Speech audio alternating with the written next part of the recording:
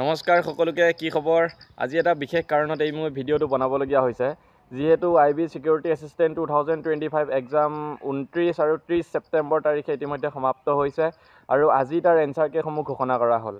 গতিকে মই আজি ৰাতিপুৱাৰ পৰা ইউটিউবত চাই আছো আমাৰ অসম কেন্দ্ৰিক কিবা ভিডিঅ' কোনোবাই আপলোড কৰিছে নেকি কিন্তু মই চালো এটাও ভিডিঅ' তেনেকুৱা নাপালো যোনে আমাৰ অসমৰ কেণ্ডিডেটখিনিক মানে এটা সঠিক ইনফৰমেশ্যন দিব পাৰে যে কেনেকুৱা ধৰণৰ নম্বৰসমূহ পালে তেওঁলোকে নিজকে সুৰক্ষিত অনুভৱ কৰিব কিন্তু তেনেকুৱা ধৰণৰ ভিডিঅ'সমূহ মই ইউটিউবত নোপোৱাৰ কাৰণে আজি মই এই ভিডিঅ'টো বনাবলগীয়া হৈছে গতিকে যেহেতু এই ভেকেন্সিটো ষ্টেট ৱাইজ আছিল আৰু অসমৰ কাৰণেও যথেষ্ট ভেকেন্সি আছিল অসমৰ কেণ্ডিডেটসকলে কিমান নম্বৰ পাবলৈ সক্ষম হৈছে সেইসমূহ আমাৰ কোনো আইডিয়া হোৱা নাই যে কিমান নম্বৰ পালে ছেফ জোনত থাকিব পাৰিব গতিকে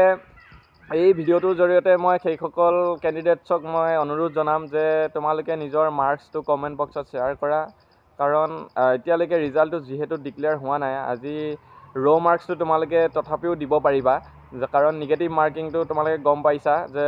1/4 নিগেটিভ মাৰ্কিং আছে মানে 0.25